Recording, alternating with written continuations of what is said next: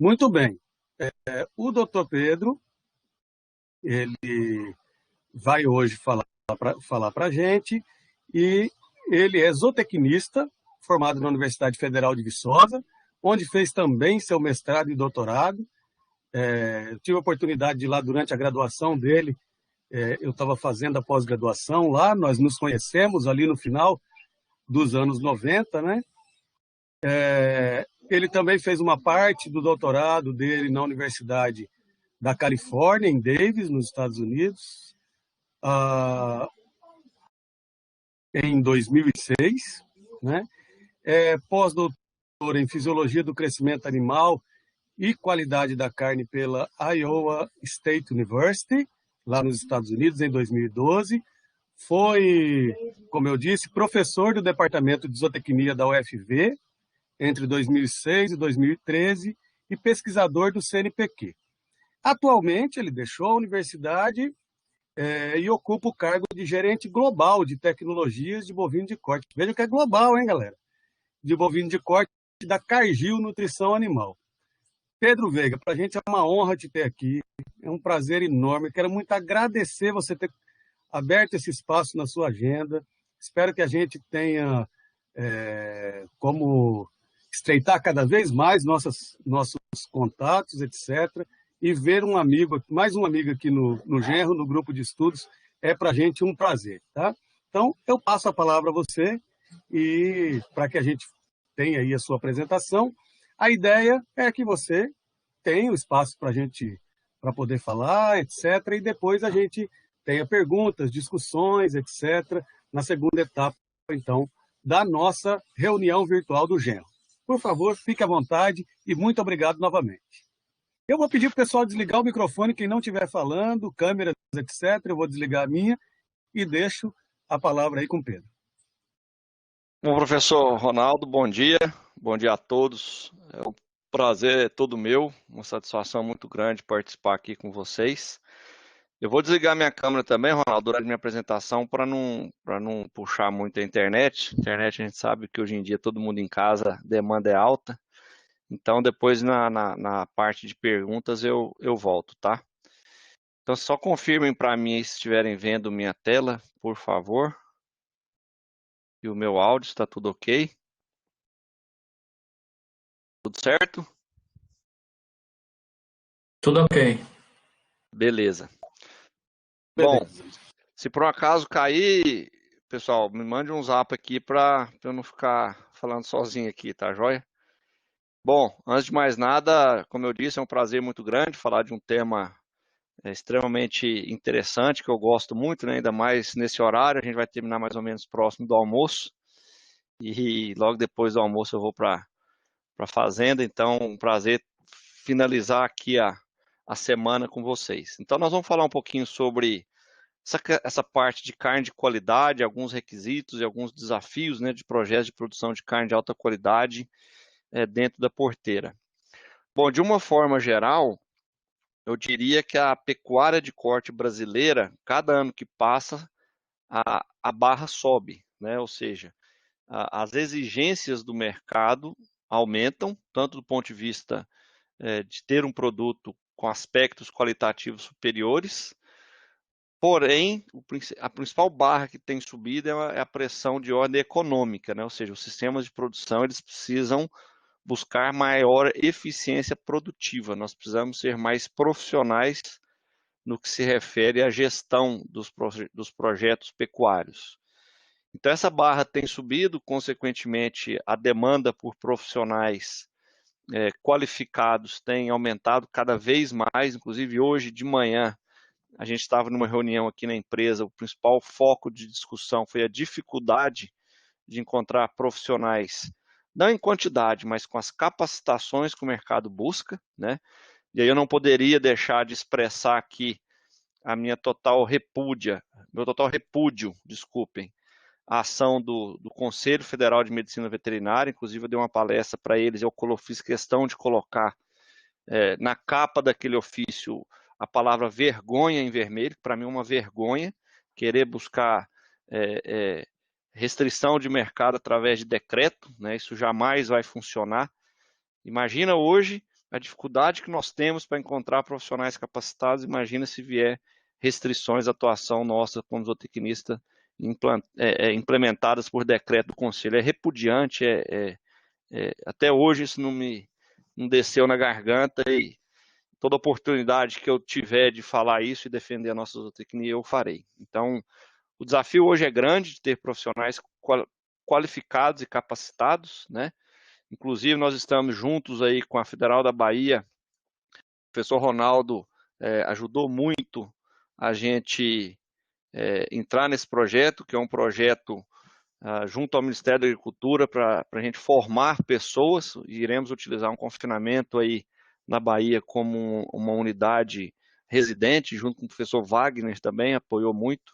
Então essa é a busca por profissionais que saibam não só toda a parte teórica e acadêmica, mas que consigam conciliar isso nos sistemas de produção. Então eu diria que esse é hoje o principal desafio desses projetos, não só de produção de carne de alta qualidade, mas produção de carne de uma forma geral, principalmente na pecuária de corte, que é o ramo que eu mais atuo, é a questão de profissionais e capacitação. É um desafio constante, não só nas fazendas, mas nas empresas, e a gente tem visto uma demanda muito forte por profissionais que reúnam as capacitações que a gente busca, né?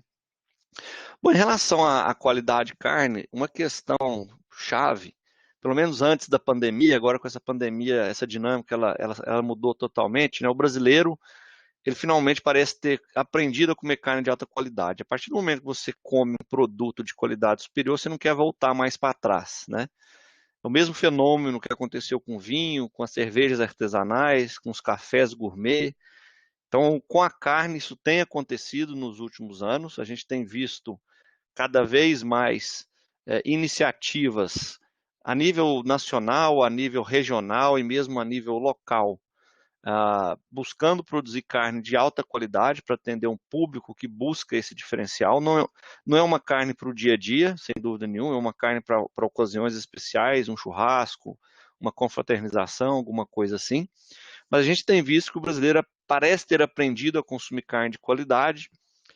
Isso tem sido enaltecido pelas diversas iniciativas que têm surgido no mercado de marcas de carne. Então a gente tem uma gama muito grande hoje de diferentes marcas de carne, cada uma com um apelo, né? Muitas delas ligadas a uma raça específica. Eu coloquei um exemplo aqui da Angus, da VPJ, que é uma empresa conhecida por produzir carne de alta qualidade. A iniciativa da JBS numa amplitude nacional, cobrindo o Brasil todo, produzindo a carne no 953 também, com esse apelo de carne de alta qualidade, até chegar em níveis mais requintados, normalmente relacionados à carne de alto marmoreio, uso da raça Wagyu e por aí vai. Então isso tem sido cada vez mais comum. Clubes de assinatura, em que você, em algumas capitais do Brasil, você pode entrar num clube de assinatura de carne e cada mês receber um corte específico. Então a gente tem visto essas iniciativas surgirem e aumentarem. Confesso que ainda representam um nicho. A gente estima que em torno de 8% somente do abate total no Brasil é direcionado a programas de carne de qualidade superior. Então nós temos 92% dos animais abatidos ainda no que a gente chama de carne commodity, de bica corrida. Mas essa iniciativa, eu creio que ela tende a aumentar cada vez mais. É o mercado que remunera, que tem a melhor margem. Se a gente olhar, margem, né, por venda de produto. Carne de alta qualidade, sem dúvida nenhuma, tem um custo superior para produzir, mas também traz uma margem superior. Era o mercado que mais crescia, da ordem de 20% a 30% por ano, enquanto a carne commodity, vamos chamar assim, apresentar uma taxa de crescimento da ordem de 2% a 3%, né?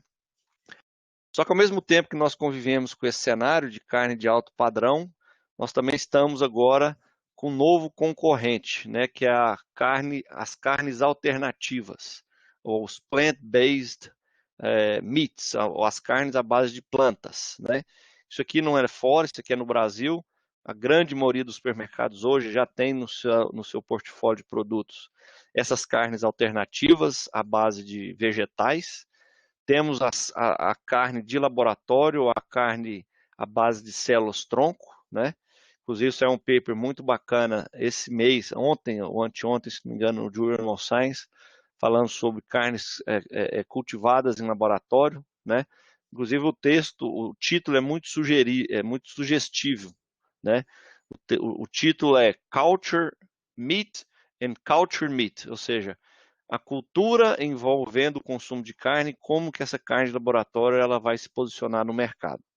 Então é um novo concorrente, só para vocês terem uma ideia, em torno de 7% da população americana se auto-intitula ser vegetariana e vegana. Se nós fizermos a mesma pesquisa aqui no Brasil, isso aqui são dados internos nossos da Cargill, tá?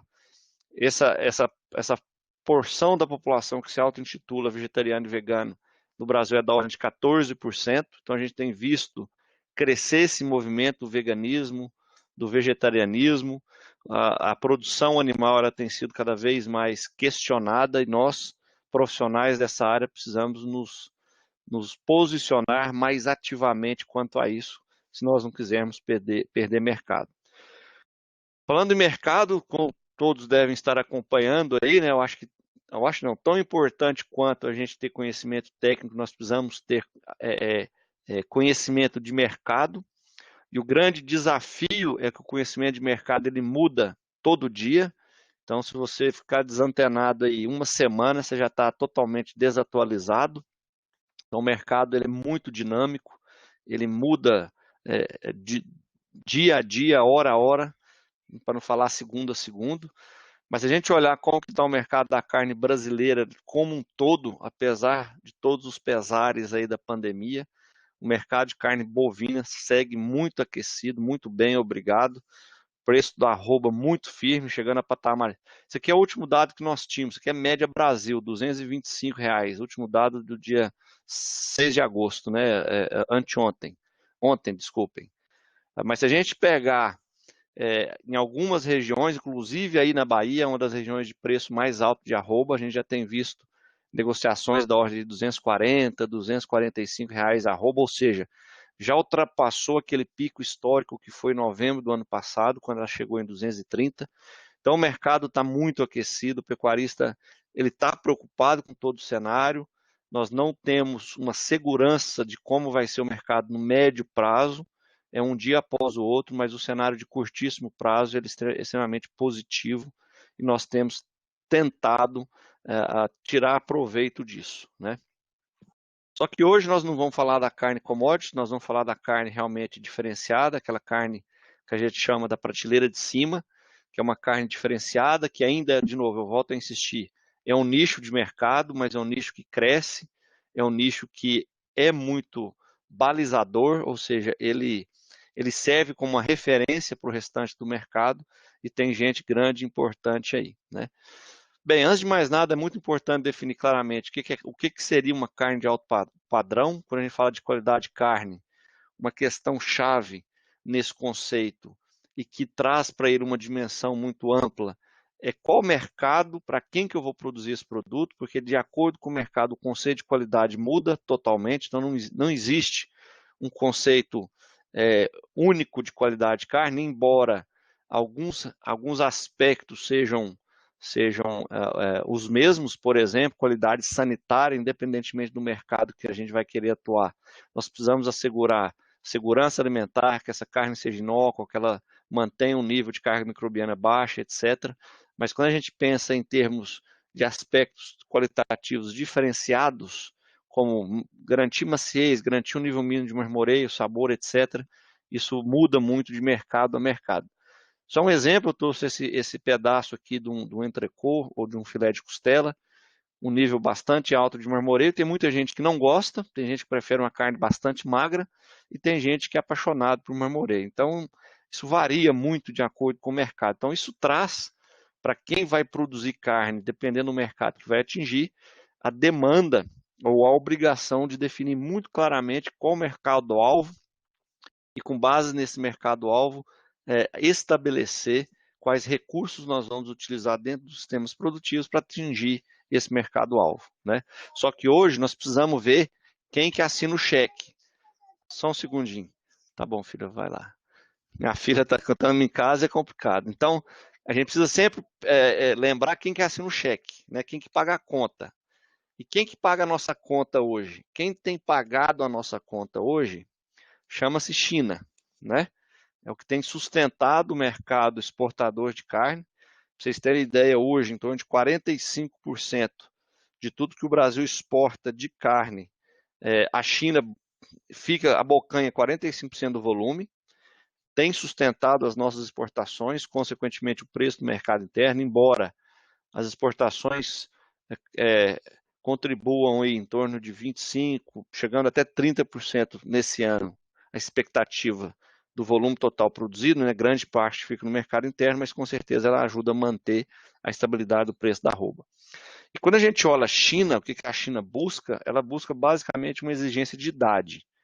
Existe uma exigência muito clara, não sei se todos sabem, essa exigência ela é única do Brasil, nenhum outro país exportador de carne para a China tem essa mesma exigência, que os animais precisam ter no máximo 4 dentes incisivos permanentes, ou seja, abaixo de 30, 32 meses de idade, tá? Então essa exigência é a única que a China impõe ao nosso país, não há exigência em grau de acabamento de carcaça, maciez, tipo de animal, se precisa ser Nelore, cruzado, não. Se for abaixo de 30 meses, tá elegível para a China. Claro, tem toda a outra parte de certificações que os frigoríficos precisam cumprir, livre de brucelose, tuberculose, principalmente. Mas o fato é, do ponto de vista qualitativo de carne, há essa exigência de idade, e a idade tem uma relação direta, sim, com qualidade, como nós vamos falar daqui a pouco.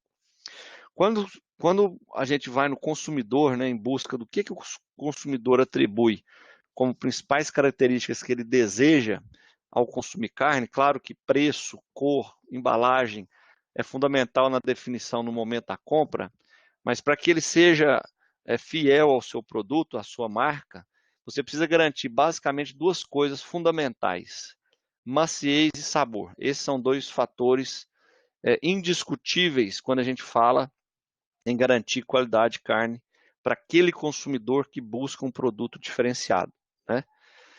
Claro que a gente precisa cultivar isso desde cedo. A produção de carne de alta qualidade, eu costumo brincar que é um quebra-cabeça. São várias peças que elas precisam estar muito bem encaixadas, senão nós não vamos conseguir atingir o objetivo. Então, essas peças envolvem as diferentes tecnologias de produção, nutrição, melhoramento genético, sanidade, manejo, etc. Envolve processo, pré-abate, resfriamento da carcaça, tipo de corte, tipo de embalagem. Então, assim, é um sistema complexo, difícil, é caro de se produzir, não é barato produzir carne de alta qualidade. Tanto é, se a gente olhar aí na história do Brasil, a gente vê projetos que já morreram, projetos que estão morrendo na UTI, projetos que estão em plenitude, projetos nascendo. Então, o legal de trabalhar nessa área é que você encontra projetos de carne nas diferentes fases, desde o nascimento até a morte. E aí você consegue entender por que alguns conseguem se sobressair, se manter e ter sucesso, e por que outros deixam de existir, para você não tentar cometer os mesmos erros. Uma questão importante é que a gente precisa construir qualidade de carne muito cedo.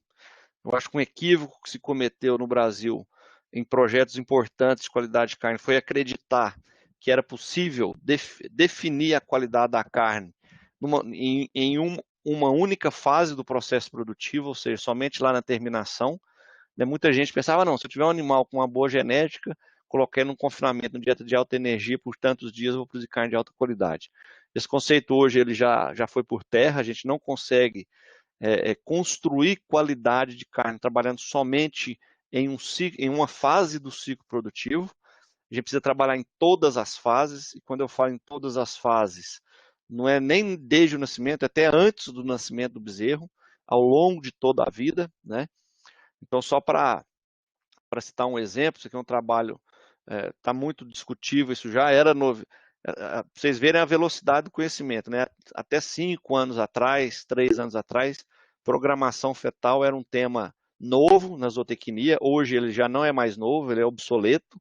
Então, na verdade, quem não sabe sobre programação fetal é porque já perdeu o bonde da história. As tecnologias, os conhecimentos, eles avançam muito rápido. e a gente precisa acompanhar isso, caso contrário a gente fica à mercê, perdido, né?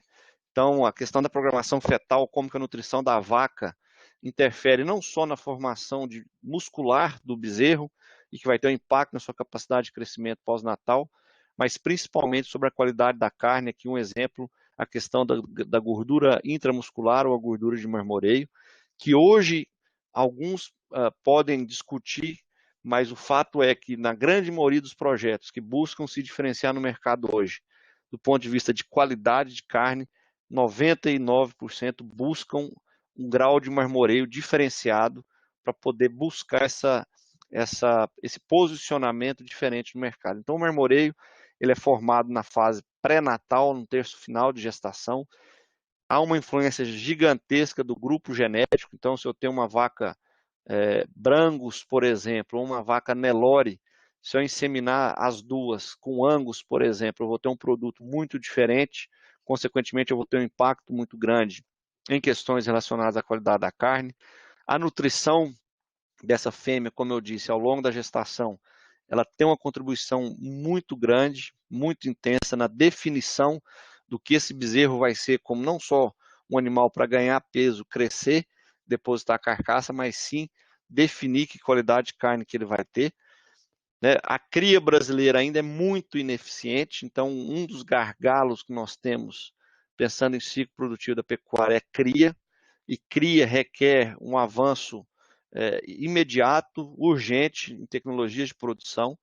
Nós evoluímos muito no confinamento, temos evoluído muito na recria, mas a cria ainda é o patinho feio da história, embora a gente tenha visto cada vez mais pecuaristas profissionais investindo em cria. Se eu não tiver uma cria muito bem feita, eu já começo qualquer projeto pecuário com o pé esquerdo, não estou começando bem, ele vai estar capenga. Para quem vai produzir carne de alta qualidade, a cria se torna ainda mais relevante, porque a gente começa a construir a qualidade da carne quando o bezerro nem nasceu ainda, né? E eu preciso acelerar o processo produtivo, tempo é dinheiro, e para quem vai produzir qualidade de carne é ainda mais importante, porque a idade do animal abate tem uma influência direta na maciez da carne. Nós não vamos entrar no detalhe aqui, creio que isso já é de conhecimento geral, mas só mostrando claramente aqui o efeito da idade aqui avaliada pelo número de dentes na arcada inferior, dentes incisivos permanentes, uma correlação direta entre número de dentes e força de cisalhamento, que é uma medida objetiva relacionada à maciez da carne. Então, quando o animal avança em idade, aumenta a força de cisalhamento. Isso ocorre em função do aumento não só no conteúdo de colágeno muscular, mas também um aumento nas ligações cruzadas desse colágeno, principalmente quando a carne é submetida a um calor seco, por exemplo. Eu grelhar uma carne é diferente de cozinhar uma carne, não só do ponto de vista de solubilização de colágeno, mas na definição do sabor, né? Então, por exemplo, quando a gente cozinha a carne no molho, na água, a temperatura máxima que essa carne atinge é em torno de 100 graus, porque a água entra em ebulição a 100 graus, então a carne raramente ela excede essa temperatura, enquanto que se eu colocar na grelha, essa temperatura vai muito além disso. Então eu intensifico a formação das reações de Maillard na carne grelhada. Isso não acontece na carne cozida, isso muda a intensidade de sabor da carne, então não só afeta a maciez, mas o sabor. Uma questão que a gente tem discutido muito, tentando sensibilizar um pouco o pessoal, principalmente da associação do Angus, né? A gente sabe que o Angus é a raça mais utilizada hoje para produzir carne de qualidade no Brasil, é que eles têm uma exigência de idade, principalmente para um animal inteiro. Para o animal inteiro, Angus, ele for elegível para receber a certificação Angus e, consequentemente, receber as premiações, ele obrigatoriamente deve ser um animal de 0 dente, tá? Ou seja, um animal abaixo de 20, 22 meses.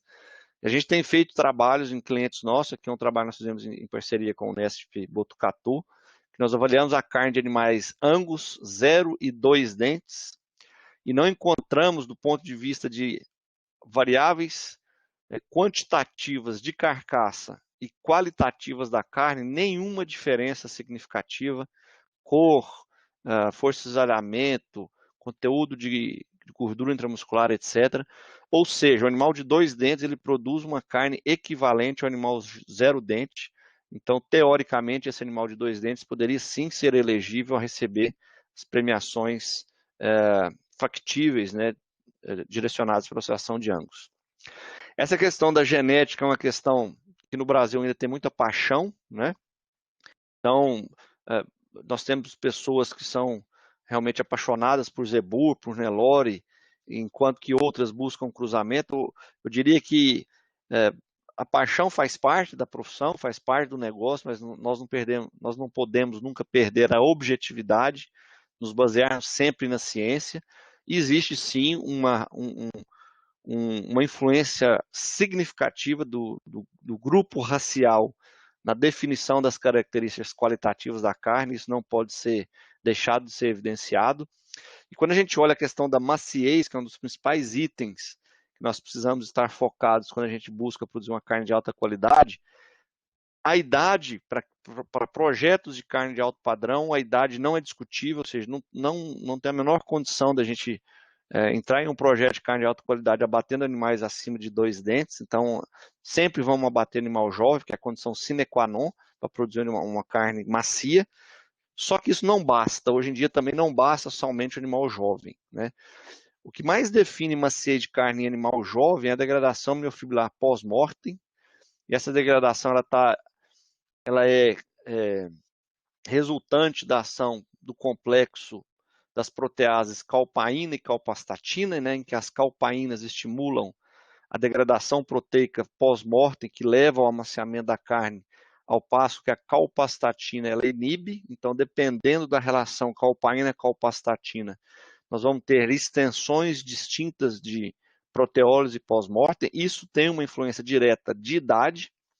Então, esse trabalho mostra claramente isso. O animal jovem, uma maior quantidade de proteínas degradadas no músculo, enquanto que o animal adulto, mais velho, desculpem, essa degradação proteolítica pós-mortem ela é muito menos intensa, ou seja, a calpastatina de animais mais velhos ela é muito mais ativa no período pós-abate, consequentemente, o grau de maturação ou de amaciamento da carne é bem mais lento.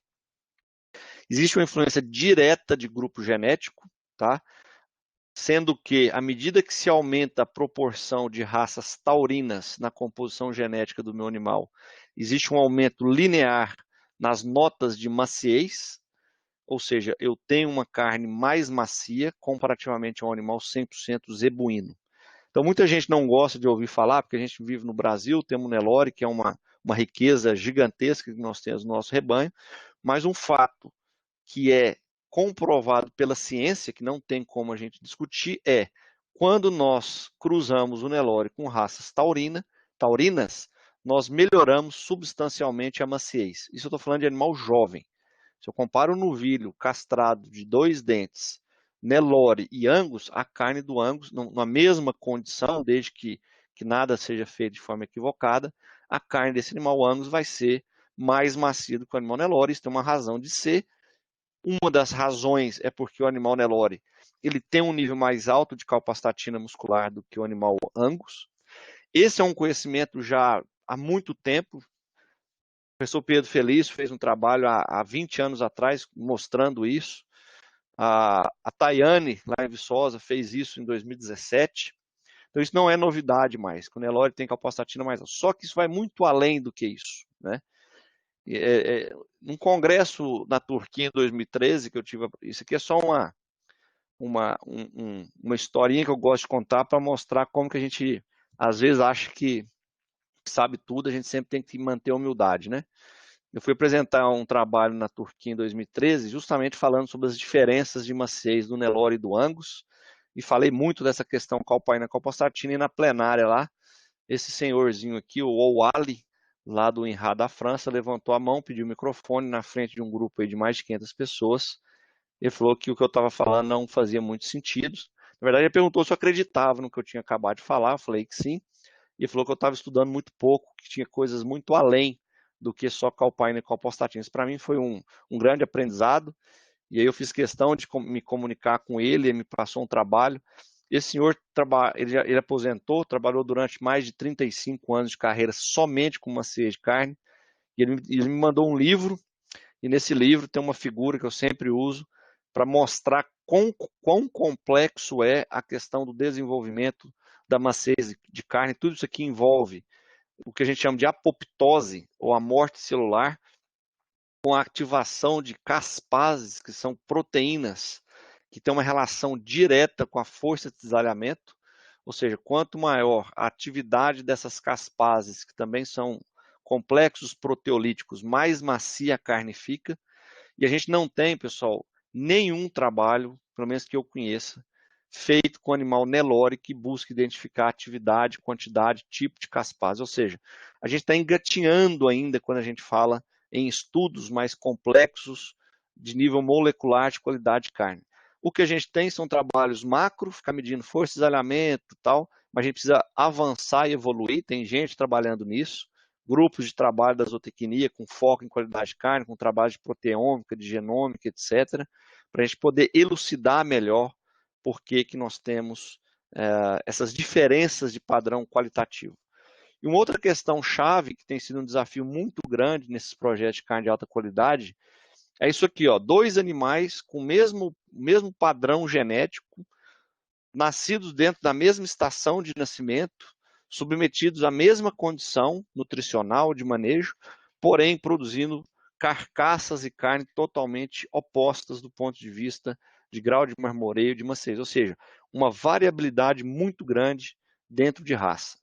Então a gente precisa entender melhor como que esses diferentes genótipos que nós temos à disposição eles se comportam, mas não só diferenças entre raças, mas dentro de uma mesma raça.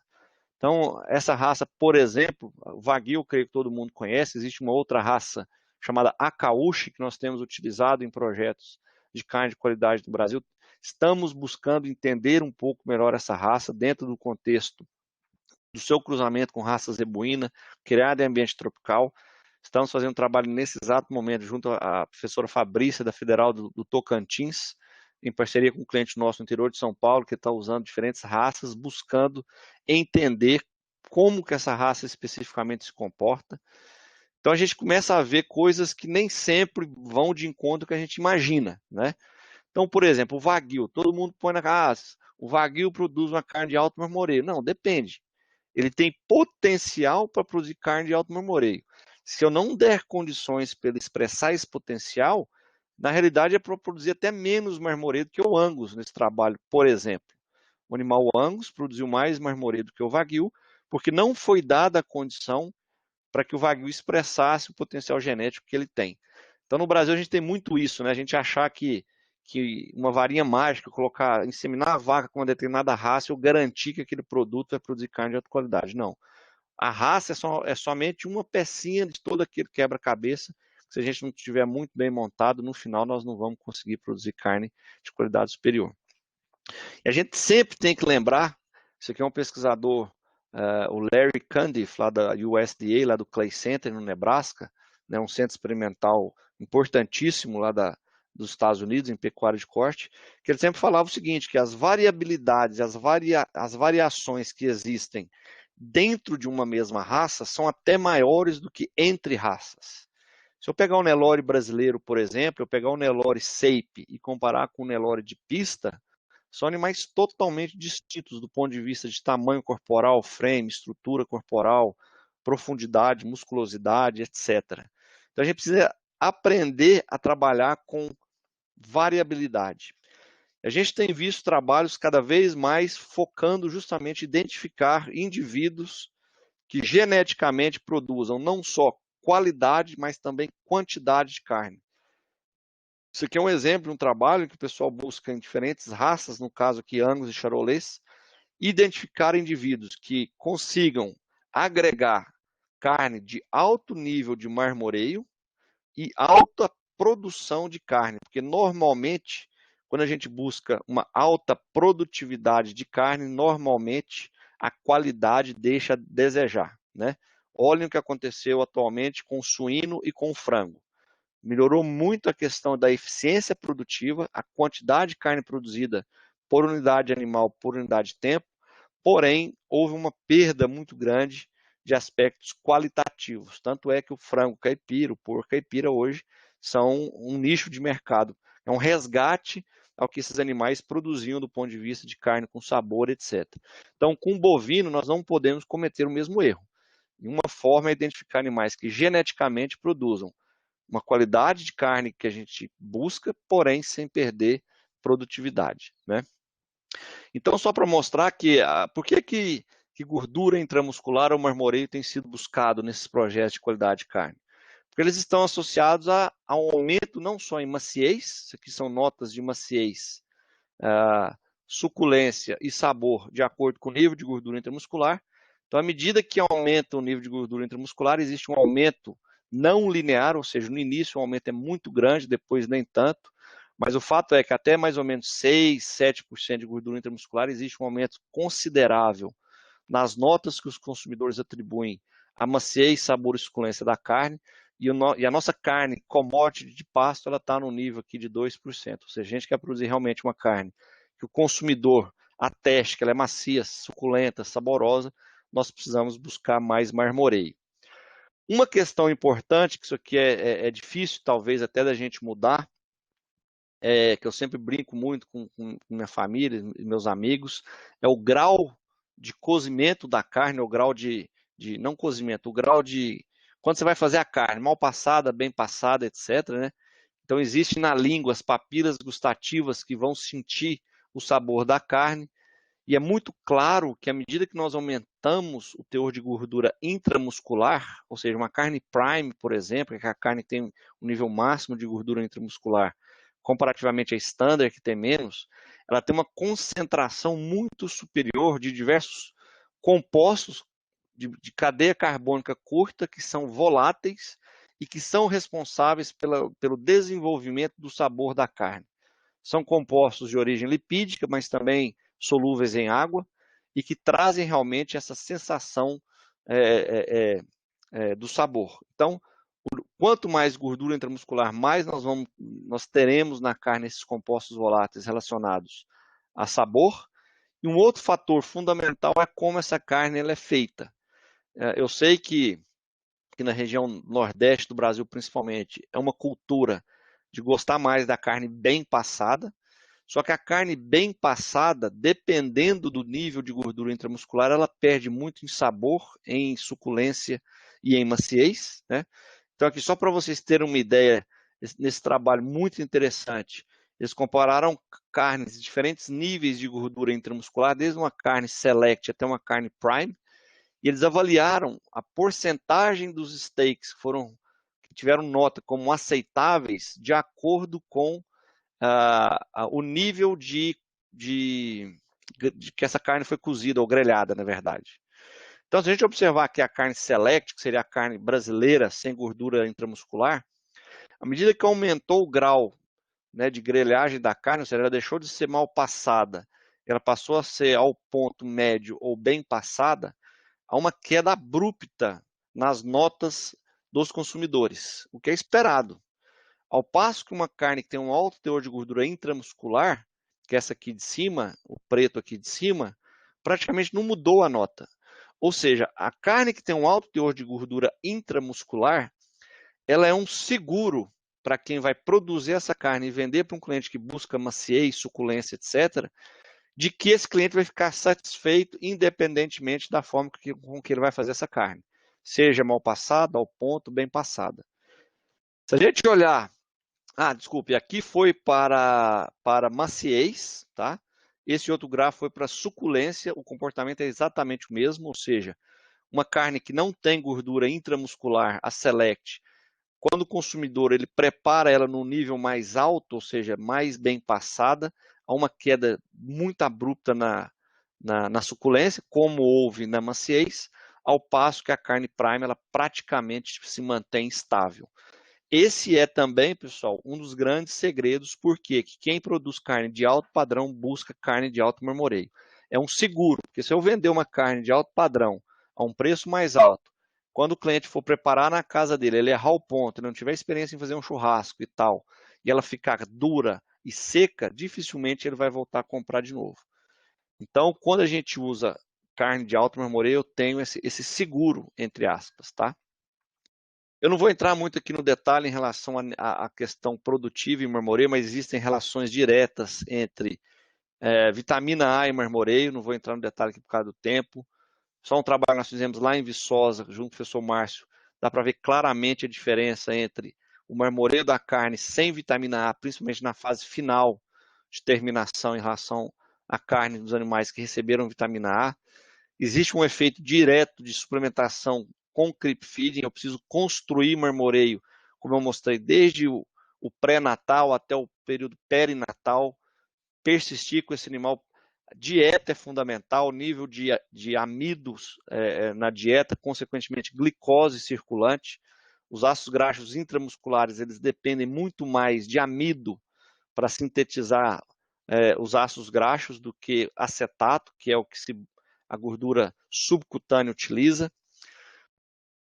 Para finalizar, pessoal, uma categoria que tem sido muito utilizada nesses programas de carne de alta qualidade é a novilha, porque com a novilha jovem eu consigo produzir uma carcaça como essa aqui, muito bem acabada, uma distribuição uniforme de gordura, dependendo do grupamento genético, um bom marmoreio. Tanto é que há diversas iniciativas de carne de alta qualidade, associando de forma bastante evidente o fato de ser novilha, porque a novilha realmente ela produz uma carne diferenciada.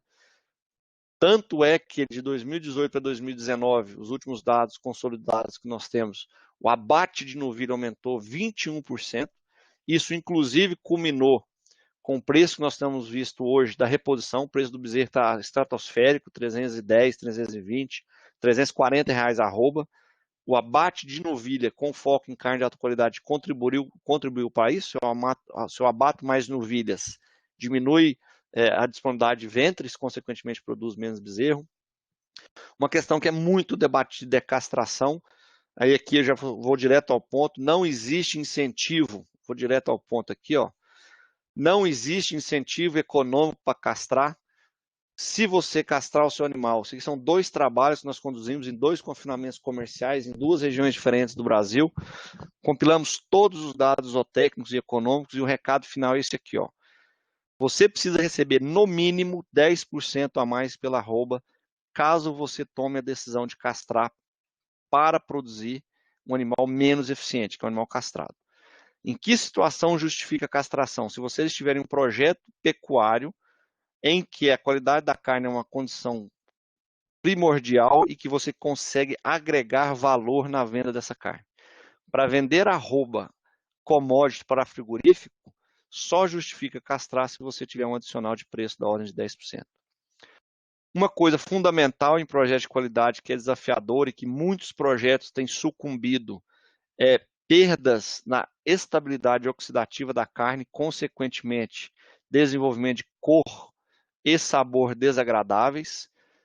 Esse bife, por exemplo, com essa alteração de cor, quando o cliente que busca uma carne de alta qualidade, ele rejeita, e quando ele vai consumir, ele pode ter alterações no sabor da carne, advindos da oxidação, não só lipídica, mas proteica da mioglobina, que essas 2 oxidações elas estão intimamente associadas. Para isso, nós temos usado clássicos compostos antioxidativos, como vitamina E e selênio, outros menos clássicos, como compostos fenólicos extraídos de casca de uva, por exemplo, inclusive aí no Nordeste, Petrolina, alguns trabalhos indicando, né, o potencial da casca de uva na alimentação animal, principalmente em função da presença de compostos fenólicos com alto poder antioxidativo. E para finalizar a questão de pH, eu acho que é um campo vasto de pesquisa ainda no Brasil, a gente não conhece de fato o que leva ao desenvolvimento de pH alterado na carne. Esse desafio é da indústria australiana, por exemplo, muito parecido com o nosso. E eu não vou perder muito tempo aqui, porque o meu tempo já está esgotado, mas só para mostrar para vocês um trabalho que nós fizemos com uma zootecnista, inclusive. Pedro, Oi. Pedro, pode Oi. ficar à vontade. Se você quiser gastar mais um tempinho, não tem problema. Tá no tempo aí? Então vamos lá. Tá, a gente coloca como teto máximo até meio-dia com as discussões. Então, se você quiser estender alguma coisa que você julga importante, não é todo dia que a gente tem você aqui, né, negão? Ah, então tá, João. Achava que era só até 11 horas, por isso que eu dei uma corrida no final aqui, mas vamos lá. Não, até 11 é o que geralmente a gente fala assim, dá fala, mas pode também Certo. estender um pouco mais, não tem problema. E a gente coloca um teto até meio-dia, porque com esse trabalho no lar as pessoas têm que dar um jeito de fazer almoço, essas coisas, né? Verdade. Então, assim, então vamos lá, vou voltar aqui, vou voltar para a segunda marcha, que eu engatei uma quinta aqui. Então, não se faz carne de qualidade com pH alterado, como eu disse, é um problema muito forte no Brasil e também na Austrália, tá? Na Austrália nós temos, a Cargill tem uma joint venture com uma indústria frigorífica importante lá, e lá o desafio é o mesmo, problemas de pH de carne. A gente sabe que um músculo, né, ele tem um pH aí bem próximo à neutralidade, da ordem de 7, e depois do abate, né, depois que o animal é sangrado, o músculo não recebe mais sangue, consequentemente não recebe oxigênio, então as fibras musculares ela entram num status de anaerobiose, e aí o metabolismo anaeróbico ele prevalece por um determinado tempo, embora as mitocôndrias consigam permanecer ativas por um período de tempo razoável, trabalhos novos mostrando isso, mas de uma forma geral é o metabolismo anaeróbico, em que o glicogênio muscular ele é convertido em ácido lático, e durante esse processo de conversão de glicogênio em ácido lático, há a produção de íons H+, e essa produção de íons H+, faz com que o pH da carne rebaixe para a ordem de 5,6, 5,8 seria um pH normal. O que nós temos visto no Brasil muito, principalmente animais vindos de pasto, são carnes com coloração alterada, e essa coloração alterada está intimamente associada a alterações de pH, ou seja, carnes com pH acima de 5,96, levando ao desenvolvimento da clássica carne chamada DFD, né? Carne dura, escura e seca. Então dá para ver claramente aqui nessa foto, né, um trabalho que nós fizemos em um frigorífico comercial, músculos ou carne com cor típico, porém músculos com cor bem diferente. Isso tem levado a uma certa rejeição, não dá para aceitar esse tipo de coisa nesses programas de carne de alta qualidade, tá? Nos Estados Unidos, há uma penalização muito forte ao produtor que produz carne DFD. Então, para vocês terem uma ideia, hoje essa penalização seria equivalente a R$ 61 por arroba. Eu utilizei $1 de 5,30. Ou seja, o produtor que entrega uma carne que tem problema de pH, consequentemente de cor, ele é penalizado. Aqui no Brasil, quem fica com a bucha é o frigorífico, então ele que fica com a bucha, ele não penaliza o produtor. Embora o problema não seja de um ou de outro, ele é da cadeia como um todo, né? Então a gente precisa enxergar isso como um problema da cadeia. Esse problema está muito concentrado em macho inteiro, então quando a gente avalia problemas de pH, ele está associado, na grande maioria das vezes, a animais inteiros, muito menos animais castrados e fêmea. Há uma relação direta entre o conceito que se tem até então no Brasil é que o problema de pH está diretamente relacionado a estresse pré-abate. Eu diria que o estresse pré-abate, mistura de lotes, etc., ele é sim um fator, mas não é o único. Nós temos feito trabalhos recentes em que o estresse pré-abate ele é minimizado, não tem como deixar de existir, ele sempre vai existir, mas ele é muito minimizado e mesmo assim a gente continua tendo problemas de pH e coloração de carne em animais inteiros. Diria que é um campo ainda que nós precisamos evoluir muito do ponto de vista de pesquisa científica, entender mais profundamente por que carne de animal inteiro, principalmente o zebuíno, ele tem mais propensão a ter pH mais alto. Tem trabalhos novos sugerindo que está ligado à concentração de mitocôndria no músculo, tá? Animal zebuíno, a pasto, como ele anda mais, ele exerce maior atividade física, ele vai ter mais fibra oxidativa, consequentemente mais mitocôndria, e no pós-abate essa mitocôndria ela fica ativa por mais tempo, então ela drena o glicogênio para o metabolismo aeróbico, embora ainda não tenha músculo, mas a mitocôndria permanece, não tenha oxigênio, não tenha sangue, mas a mitocôndria permanece ativa. Isso tem trabalhos muito recentes mostrando isso, então a gente precisa evoluir mais o conhecimento, né?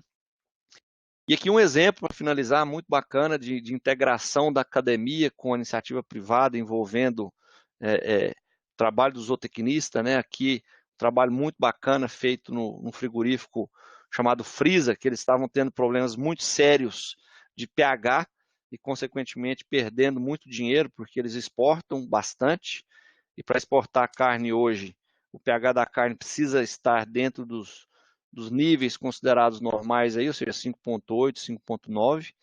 E aí nós fizemos um trabalho, uma seleção de uma estagiária, e essa estagiária ela foi lá para o frigorífico, ficou lá 6 meses, identificando todos os fatores ligados a pH. Então ela coletou dados de tudo que vocês imaginarem, fazenda de origem, tempo da fazenda de origem até o frigorífico, tempo de espera no curral do frigorífico, raça, sexo, cidade, sistema produtivo. Então ela buscou tudo que era possível e imaginável, e aí construiu um modelo, e nós chegamos à conclusão que o que mais impactava era o sistema produtivo, ou seja, o maior problema adivinha de animais a pasto, muito menos de animais confinados. Raça, animal cruzado, problema muito mais intenso que animal Nelore. A idade, o sexo e o peso da carcaça. Então ela conseguiu identificar que animal a pasto, cruzado, velho, inteiro, era problemático. Então, com base nisso, foram tomadas ações importantes nessa empresa especificamente, para minimizar o problema do pH, e isso realmente foi obtido. Foi montado, foi arrendado um confinamento na região, consequentemente aumentou o número de animais abatidos de confinamento, uma maior utilização de animal zebu e menos cruzado, uma antecipação na idade, porque a gente sabe que o confinamento te permite abater animal mais jovem, castração e animais mais pesados. Com isso, nós conseguimos reduzir bastante a questão dos problemas de pH. Para finalizar, eu acho que é algo recente, né? A gente tem visto iniciativas muito bacanas em agregar valor em cortes menos tradicionais. O pessoal tem chamado isso de revolução do dianteiro. Para quem gosta de carne de alta qualidade, né, e é apreciador da carne, a questão da picanha, do contrafilé, da maminha, da alcatra já deixou de ser o que o pessoal mais busca, o que o pessoal mais gosta. Então, a turma tem buscado cortes diferentes, então cortes do dianteiro tem se sobressaído, aqui por exemplo, a paleta ou a raquete, o flat iron, que advém da raquete, quando você tira esse tecido conectivo central dele, você resulta no que a gente chama de flat iron, que é um músculo extraído da paleta, tem um sabor extraordinário, um grau de marmoreio muito bacana, e tem sido muito popular nesses programas de carne de alta qualidade. O coração do acém é outro exemplo, né, que dá o Denver Steak. O Denver Steak nada mais é do que o coração do acém, que quando vem de animal jovem, com uma genética boa, bem nutrido, com grau de marmoreio, também tem um sabor único, uma consistência um pouquinho mais firme, porém traz uma experiência diferente. Né, o Prime Rib, que é outro exemplo, o Short Rib, desculpa, o Short Rib, que eu tenho aqui o coração do acém, com osso, com nível de marmoreio dessa magnitude. Então são cortes menos tradicionais que têm realmente revolucionado, digamos assim, a carne. E nós, né, da Cargill, vou fazer um jabazinho aqui, não poderíamos ficar de fora disso. Então, há 2 anos atrás, nós lançamos um programa não nutricional, mas holístico de produção animal, chamada Choice, que é para atender esses mercados de carne de alto padrão, que envolve nutrição, que envolve manejo, que envolve genética, que envolve cortes, manejo pós-abate, etc., na busca dessa carne de alto padrão, e a gente tem visto cada vez mais iniciativas nesse sentido. Bom, professor, era isso o meu recado. Desculpa aí, eu gastei praticamente 1 hora em ponto aí, e fico à disposição, está aqui meu e-mail, meu telefone, e fico à disposição agora caso tenha alguma pergunta, algum comentário. Obrigado mais uma vez pela oportunidade.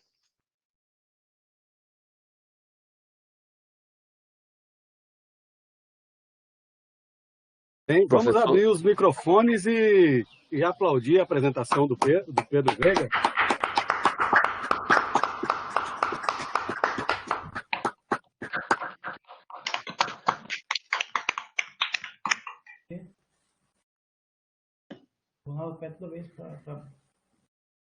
Muito bem, muito bem.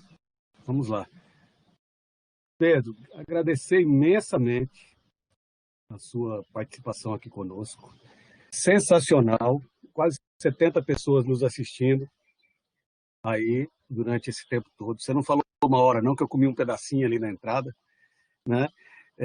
Eu achei espetacular, sensacional a sua apresentação, como sempre, já te assisti diversas vezes e realmente você traz, eu acho que você traz um diferencial que eu tenho que ter todo o cuidado para dizer, para não errar na mão nas palavras, mas você tem um conhecimento técnico-científico de alguém que se aprofundou nos estudos, né, típico de quem faz uma pós-graduação muito bem feita, depois sua vida como pesquisador na universidade, e quando você vai para um trabalho fora da academia, você leva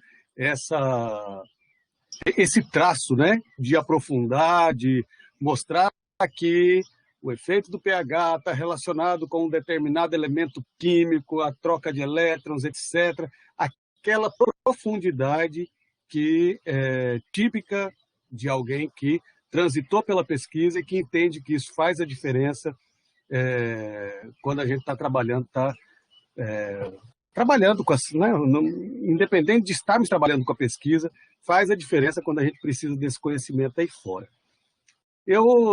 Para além dos agradecimentos, que eu senão vou tomar um tempo de todo tamanho aqui, eu queria chamar a atenção para um ponto que você... Ele não é nem um ponto técnico, não, que você nos apresentou aí na sua fala, que foi quando você foi lá para a Turquia, naquele congresso de Mid-Science, né? E que você teve contato com o professor francês e que ele fez uma crítica a você, dizendo que já havia outros elementos que você deveria considerar e que só aquilo ali não era suficiente. Por que eu quero falar sobre isso? Porque eu quero relacionar primeiro com uma coisa que acontece no dia a dia dentro da academia, né? Para quem é pesquisador, para quem está na pós-graduação, etc. É muito mais comum a gente receber rejeição aos nossos artigos para serem publicados do que aceites, né? E, então, a frequência é sempre muito maior de ser rejeitado do que aceito. E vem, muitas vezes, a rejeição com aquela lista de correções, de críticas. 3, 4 páginas, às vezes até mais. E é muito comum, aquele sacana, acabou com o meu trabalho, não sabe o esforço que eu tive, etc. Eu passei noites naquele confinamento, com aqueles animais, fazendo isso, fazendo aquilo, uma qualificação pesada, depois defesa, etc. Quando, no entanto, ali tem sugestões preciosas para a melhoria do seu trabalho. E o que você colocou como a sua reação à crítica do professor, para mim, eu considero o ponto alto, porque a técnica é seu arroz com feijão, você tem que ter. Agora, como a gente reagir frente às situações é que eu acho que é o grande diferencial, né? Entre os bons técnicos, as pessoas que têm bom conhecimento técnico, né? Então, o fato de você ouvir a crítica do pesquisador, entrar em contato com ele, buscar saber quais são os elementos que eram lacunas ali no seu conhecimento naquele momento, estabelecer uma ótima relação do indivíduo te mandar material, etc., isso faz uma diferença na pessoa. E eu quero ilustrar isso, não para você, porque isso está no seu dia a dia, mas para todos que estão assistindo aqui, né? Especialmente nossos estudantes que estão aí construindo o seu itinerário profissional, né, formativo. Eu acho que isso é muito importante da gente observar, né? Eu digo isso. Só complementar que eu não falei tudo, mas eu confesso que no momento da crítica eu fiquei nervoso, eu fiquei com raiva. A primeira reação é raiva, né? E no dia que teve essa apresentação, ia ter o jantar de abertura do congresso. E aí, depois que passou a minha raiva, a minha esposa estava comigo, inclusive, eu falei assim, eu vou sentar ao lado daquele senhor no jantar hoje. E a minha esposa falou, você está ficando doido? Você vai brigar com ele? Eu falei, não vou brigar, eu quero entender o porquê da crítica para eu poder realmente aprender. E assim foi. Durante o jantar, eu procurei onde ele estava sentado na mesa, pedi para sentar do lado dele, e nós conversamos o jantar inteiro, e ali foi justamente isso. A gente precisa enxergar a crítica não do lado pessoal. E nós, brasileiros, nós temos a cultura de achar que é algo pessoal. Então, se a gente aceitar a crítica como um momento para a gente melhorar e evoluir, nós vamos tirar muito mais vantagem, sermos mais humildes e entender que se há uma crítica, porque há sim oportunidade de melhoria, né? Assim, eu vejo acontecer, eu gosto de puxar para essa coisa do trabalho científico, porque é onde a gente é mais criticado, né? As pessoas não estão se olhando, então há uma liberdade maior para a crítica, né? E eu mesmo já fiz isso, sabe, lá atrás, Pedro, pegar aquele artigo, pô, ver um monte de correção, largava para lá e já pegava o artigo do mesmo jeito, só colocava nas normas de outra revista e mandava.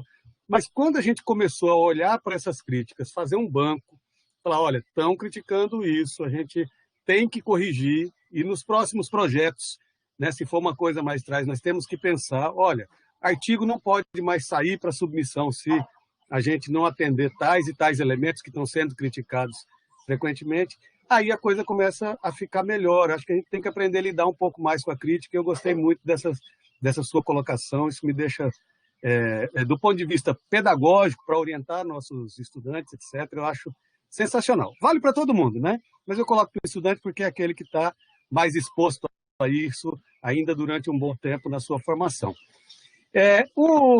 A primeira pergunta aqui é do Américo, está aqui escrita, mas eu vou pedir para o Américo entrar em cena para poder falar. Depois, na sequência, a Melissa da UFBA.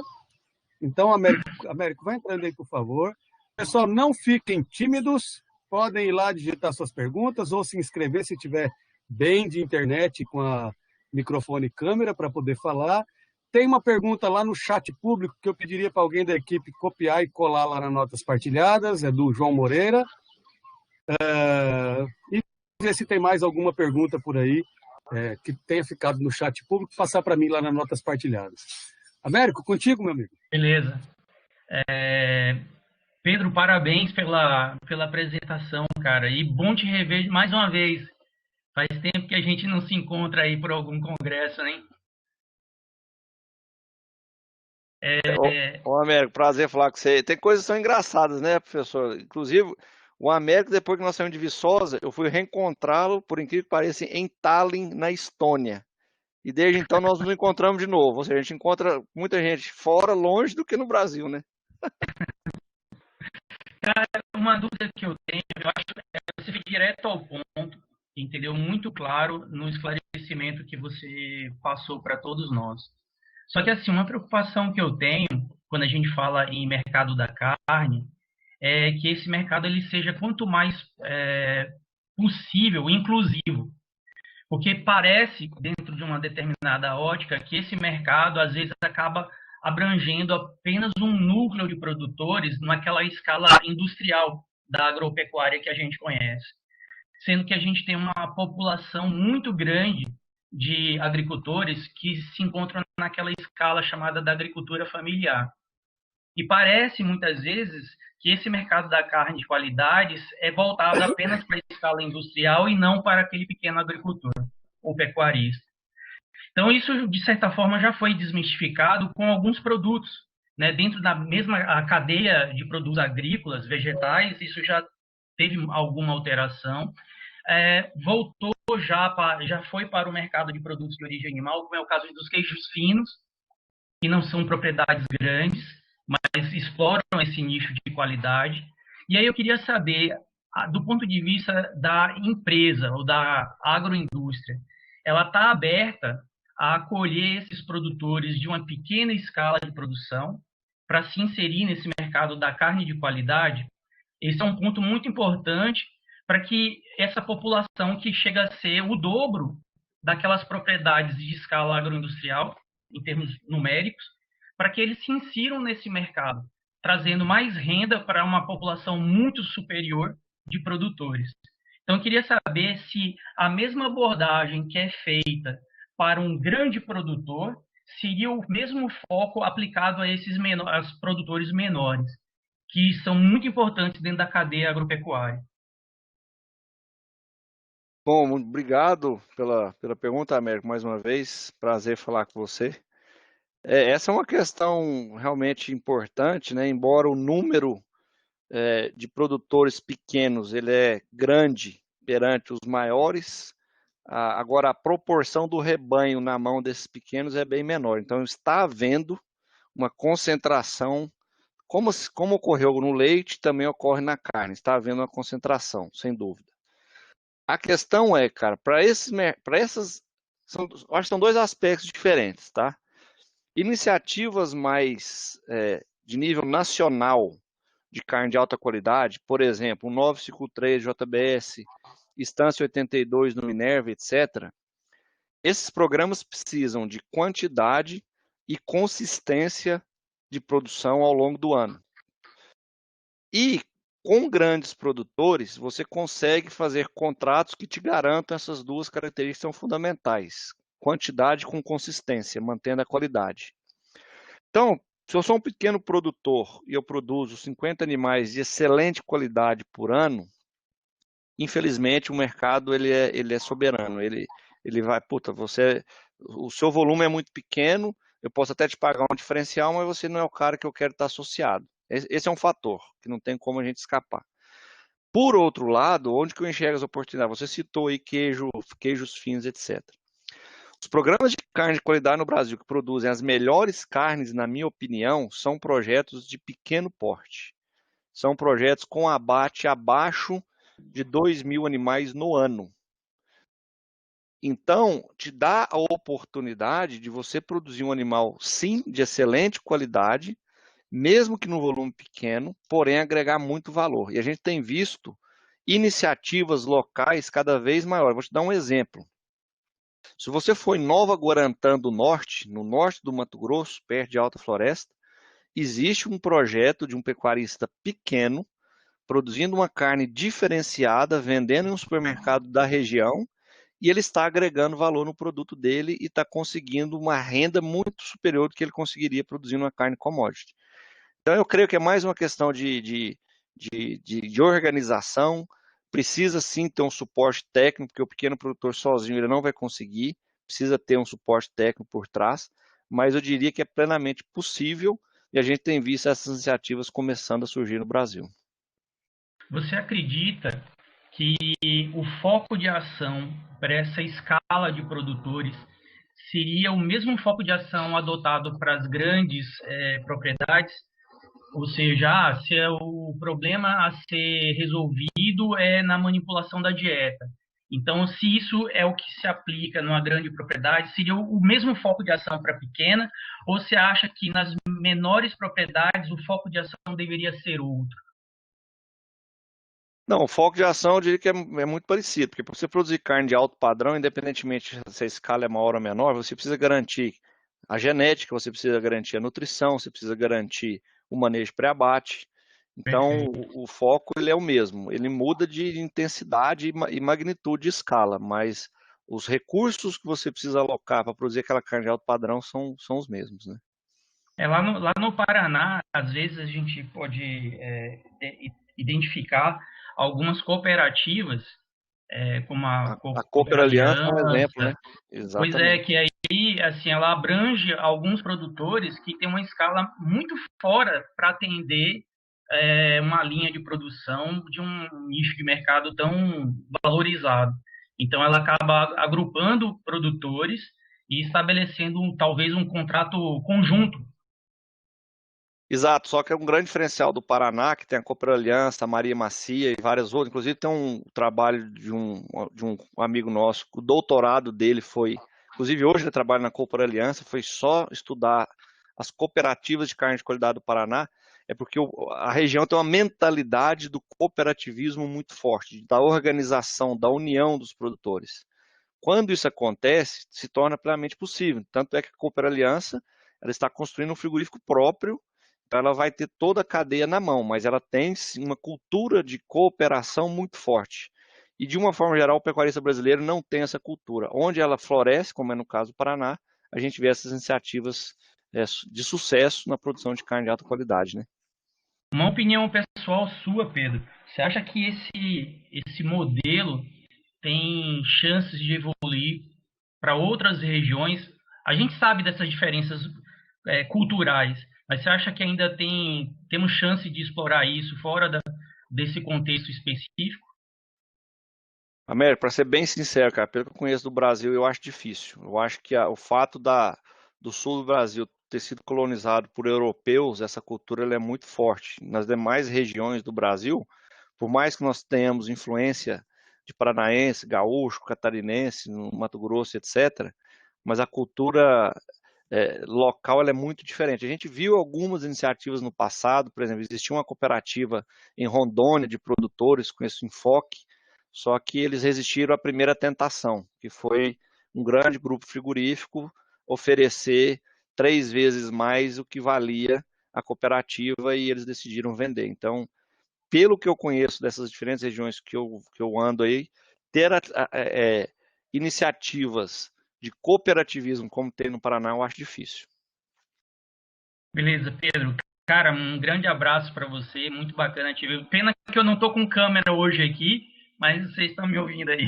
Valeu, grande abraço. Valeu, Américo, obrigadão. Vamos organizar e encontrar ano que vem no EAP, vai ser em Lavoro, nos Vamos, quiz. cara, vamos sim.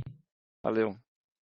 Valeu, Américo, muito obrigado. Américo, professor lá da Federal do Paraná. Eu quero aproveitar para poder mencionar que nós estamos com uma audiência, um público de todas as regiões do Brasil, de várias universidades, várias instituições, organizações, inclusive pessoas de Portugal, da Universidade Trás-os-Montes Alto Douro, que estão aí conosco, viu? Nos assistindo. Também gostaria de... Ô, Pedro, a gente tem aqui, eu montei com um projeto de pesquisa com o nosso grupo, confinamento com 32 baias, individual, tudo arrumadinho, brete, balança, local para fabricar ração. Rapaz, e a gente não consegue mais fazer trabalhos com bovinos de corte porque não temos mais financiamento suficiente. Deu uma saudade de ver. Aí a gente deu uma caminhada mais para a ovinocultura, né? Qualidade de carne com ovinos, etc. O nosso grupo aqui de pesquisa. E agora, vendo você apresentando todas essas medidas, isso aí deu saudade dos grandes projetos de bovino de corte que a gente faz. A Mirna, aliás, a Melissa, desculpa, Melissa, trocar. Tem uma pergunta. Você quer fazer no microfone, Melissa? Pode ser. Por favor, Vou se ler quiser aqui. abrir a câmera também. Vou ficar no microfone. Então, no início, você comentou sobre o crescimento da dieta vegetariana e vegana e apontou também como um ponto a ser levado em consideração. Eu me interesso muito por esse assunto, sendo estudante assim, de zootecnia, entrando nessas discussões a respeito do mercado da carne, de produtos de origem animal. E aí eu acredito que essa influência pode ser de uma cadeia produtiva que não tem se preocupado em aumentar a qualidade da carne para aqueles consumidores do dia a dia, aquela carne mais comum, né? Como você colocou, a Select. Então, eu queria saber como é que a gente consegue conscientizar assim, os produtores que a procura por produtos de qualidade é por todos os tipos de consumidores. Porque eu vejo hoje em dia as pessoas pagando, por exemplo, R$ 20 em 300 gramas de um produto ultraprocessado de proteína vegetal, quando podia estar pagando esse mesmo valor em um produto de qualidade de origem animal. É isso. Melissa, muito boa, obrigado, boa pergunta. Eu diria que vai além da qualidade do produto em si. Eu acho que essa questão da busca, né, alternativa por produtos que não sejam de origem animal, como essas carnes vegetais e tal, ela vai além do fato de nós não termos qualidade na carne do dia a dia. Eu concordo com você que a carne do dia a dia, ela peca muito em qualidade, embora seja plenamente possível a gente produzir uma carne não num nível top, mas um nível que agrade a grande maioria dos clientes no dia a dia. Mas eu acho que essa discussão de plantas alternativas e tal vai além disso. Ela envolve a falta de proatividade nossa para esclarecer esse consumidor que não tem ligações com o campo e, consequentemente, ele é facilmente influenciável, né, por anitas da vida, né, que falam bobagens em redes sociais e acabam por influenciar essas pessoas. Tem a ver com a questão da sustentabilidade, a visão de que a produção animal ela acarreta desmatamento, aumento dos gases de efeito estufa, tudo isso que a gente está cansado de saber. Eu acho que nós precisamos, como cadeia produtiva, sermos mais proativos nesse processo e, sem dúvida, melhorar a qualidade do produto é uma ação necessária, mas ela precisa ser mais ampla do que isso se nós quisermos manter o nosso papel como produtor de alimento. Mas boa sua colocação. Ok, muito obrigada. De nada. Parabéns pela apresentação. Obrigado. Bem, se tiverem mais perguntas, fiquem à vontade, tá? Alguém escreveu aqui no bate-papo, no Notas Partilhadas. Bom dia, Ronaldo. Gostaria de fazer uma pergunta ao Pedro, mas não sei quem é. Se puder identificar aí, a gente vai ter a pergunta antes dessa do João Moreira, um produtor que está nos assistindo, criador de Nelore. João, você pode falar o microfone, por favor? Está disponível para isso?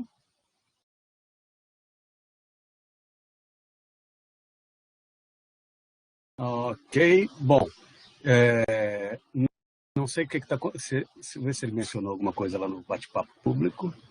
Não, bom, mas como a gente já pede para as pessoas deixarem escritas, né, as perguntas, eu vou fazer a leitura aqui para você, Pedro. Mais uma vez, meus parabéns pela excelente palestra, Pedro Veiga. Sou criador de Nelore há anos e agora inseri o Cenepol para sair da cria para o ciclo completo. Agora iniciei o uso de IATF. Gostaria de melhorar a produtividade e precocidade dos animais de reposição, ainda mais com o uso de sêmen de touros CIP. Sempre utilizei touros Nelores PO e agora penso em utilizar o sêmen de animais CIP. Seria uma boa escolha melhorar ainda mais meus animais com o uso do CIP ao invés de animais PO? Obrigado e grande abraço. Ele pergunta também, tem uma segunda pergunta, aí você quer que eu já leia ou eu leio depois? Pode ler já, pode ler. Qual a média de peso de abate de novilhas meio-sangue Angus em um projeto de produção de carne de alta qualidade? Bom, vamos lá. Primeiro é do João, né? Você falou? João Moreira. As duas são dele. Tá. Bom, muito bacana saber que tem um pecuarista participando aqui, né? Sempre um prazer falar com o pecuarista. Hoje o meu dia a dia é falar com o pecuarista, antes era falar com estudantes e tal. Não que eu não gosto também, mas falar com o pecuarista também é muito bacana, que é o usuário final, né, de tudo que a gente desenvolve. Então, o seguinte, o Nelore PO, né, ao longo dos anos, como a gente sabe, ele foi selecionado aí com base em padrões raciais, né? Conformação da cabeça e tal, peso, dava muita ênfase a peso e tudo mais. E os projetos de SAPE, né, que é os touros que têm um certificado especial de identificação e produção, advém de programas de melhoramento genético que têm como critério itens que têm uma influência muito grande na produção da carne em si. Então, são animais que têm uma estrutura corporal diferente do PO, embora existam projetos de animais PO que também têm um SAPE, tá? Então, eu gosto muito do animal SAPE, temos vários clientes trabalhando em programas de melhoramento genético SAPE, e que são animais excelentes para a produção de carne. Então, eu acredito que o senhor sair do PO e ir para o SAPE, o senhor não está perdendo nada.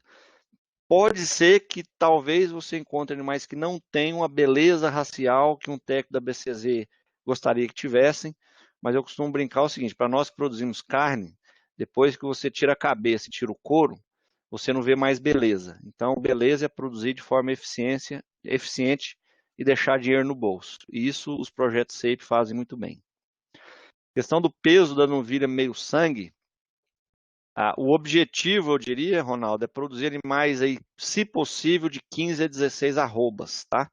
Que a gente consegue minimizar custo de processamento na indústria, porque a gente sabe que quanto mais leve for a carcaça, maior vai ser o custo para abater e processar esse animal. Então a gente busca aí de 15 a 16 arrobas. Então eu tenho um custo eficiente de processamento nesse animal na indústria frigorífica, e eu vou ter tamanhos de cortes das peças também interessantes. Se eu bater um animal muito leve, 13 arrobas, por aí, eu vou ter uma picanha muito pequenininha, vou ter um contrafilé com a área de ouro de lombo muito pequenininha. Então, para casar eficiência produtiva na fazenda, eficiência de processamento e tamanho de peça, o ideal é uma novilha aí de 15 a 16 arrobas. Ô Pedro, talvez você pudesse aí só mencionar rapidamente os animais, a questão do CIP, ou SEIP, né? Aí do pessoal da área de genética, né? Da Genet Plus. Se você puder comentar, porque acho que todos nós falamos só as siglas. Eu falei CIP, você falou SEIP, o rapaz escreveu ali, e talvez o pessoal queira saber. Tá, boa. O Que... SEIP significa Certificado Especial de Identificação e Produção. O que significa? Que o Ministério da Agricultura ele emite esse certificado para os 20% melhores da safra. Então, por exemplo, eu tenho um programa de melhoramento. Vou citar um exemplo aqui, o Delta Gen, é um programa de melhoramento. Tem lá, sei lá, avalia 100 mil animais, 100 mil touros por ano. Os 20% melhores, superiores, recebem esse certificado, que eles são provadamente superiores à média. 20% da população. Isso não significa que eu, pecuarista, só vou ceipar só 20% dos meus animais. Não, se eu tiver muito além dos outros e eu tiver, sei lá, 70% dos meus touros estiverem dentro dos 20% da população, esses 70% receberão o SEIP. Então, os 20% é da população do programa de melhoramento genético, tá? E existem vários programas no Brasil, tem o GenePlus, tem o Delta Gen, tem o Qualitas e por aí vai, companhia de melhoramento, tem bastante opção hoje já no mercado. Perfeito, obrigadão, Pedro. A Ana Cristina Nunes, da Veiga Jardim, está perguntando onde que pode encontrar aquela pesquisa de pH que você citou. Aí, Pedro, a gente tem feito o seguinte, se tem algum artigo que, de repente, alguém cita, etc., que esteja disponível em PDF por aí, a gente também disponibiliza lá na página que a gente está deixando online do Google Docs, onde ficam as palestras gravadas, o PowerPoint, se para você for conveniente deixar disponível, aí a gente também disponibiliza lá. Mas se você puder dizer, aí já nos dá o caminho para a gente tentar baixar e colocar lá. Bom, a Ana Cristina Veiga deve ser parente minha, não tem Veiga no nome também? Eu achei que você estava trazendo o pessoal da família aqui para assistir, né? Então, aquele trabalho, inclusive, Ronaldo, é um negócio que às vezes me incomoda um pouco, o fato de eu estar na indústria, cara, porque, diferentemente de uma academia, em que tudo que a gente faz é de domínio público, na indústria, bastante iniciativas que a gente mantém confidencialidade e sigilo, sabe? E esse trabalho é um deles. Eu abri os resultados principais, mas é um trabalho que foi feito numa indústria frigorífica privada, com recursos deles, então existe um relatório, todo o conteúdo técnico, mas infelizmente eu não posso compartilhar, porque é de cunho, tem uma propriedade privada e eu não tenho autorização para compartilhar. Porém, eu tenho vários trabalhos científicos que tratam do tema de pH de carne, umas revisões muito boas, que aí sim eu posso disponibilizar sem problema nenhum. Espero que entendam aí, mas na indústria aqui a gente tem essa questão é um pouquinho mais... O pessoal às vezes acha que é arrogância, mas não é. Realmente a gente não pode, às vezes, ter a mesma amplitude de abertura que eu teria quando eu era professor, entendeu? Perfeito. Obrigado. Mas, Pedro, por favor, se você tiver... Se não for te sobrecarregar, te assoberbar, se você tiver alguma bibliografia que você tem aí no PDF e quiser mandar, a gente disponibiliza para o pessoal lá nos nossos links. Não, tem uma revisão muito boa sobre pH, que nós, inclusive, nos baseamos em muita coisa, que essa aí eu posso disponibilizar com certeza. Joia, brigadão. Só lembrar vocês que eu estou projetando aí na tela a palestra da próxima semana. O professor Daniel, da Univasf, vai falar para a gente sobre perspectivas de pesquisas em nutrição de caprinos leiteiros. O Rafael Bonilha Pinheiro, professor lá da Unesp, vai entrar aí no microfone, na tela, para poder fazer uma pergunta a você, Pedro. Boa. Rafael, você está entre nós? Sim. Se abrir a câmera, também fica à vontade, tá? Tá bom. Bom dia a todos. Bom dia. Ô Pedro, primeiramente, parabéns aí pela palestra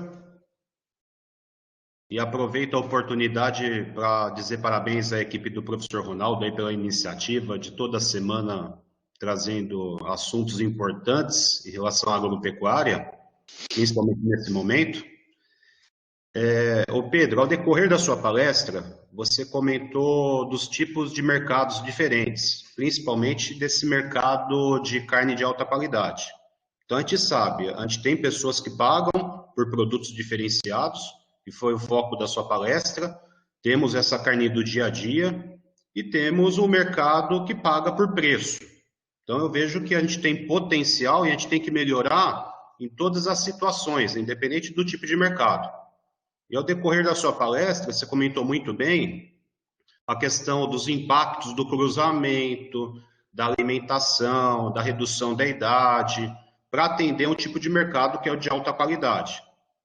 Minha pergunta vem no encontro do início da sua palestra, que eu achei muito bom, e eu vejo que a gente conversa muito pouco, seja na academia, ou você que seguiu a área da indústria, a questão de como estamos dos profissionais que atuam na agropecuária. É o que você falou. Se eu não me atualizar em relação ao que está acontecendo hoje, amanhã as coisas estão mudando, está dinâmico, muito dinâmico. Questão de preço, busca de produtos, a questão do mercado da China, a gente tem tipos de produto que eu tenho que atender esse mercado.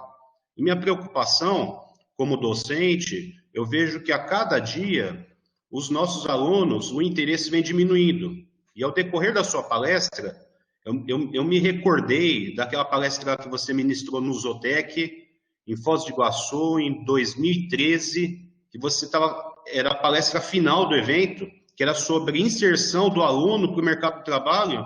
Acho que não tinha 5, 6 pessoas. Então, por que eu estou trazendo essa informação? Do desinteresse, de maneira geral, do nosso acadêmico. Então, a gente sabe que o mercado está cada dia mais exigente. E como, na sua visão, que você está na indústria diretamente, vocês sentem essa questão? Porque o que acontece? Eu vejo que é um gargalo principal. Eu tenho que ter um profissional muito bom, porque ele tem que fazer essas interações.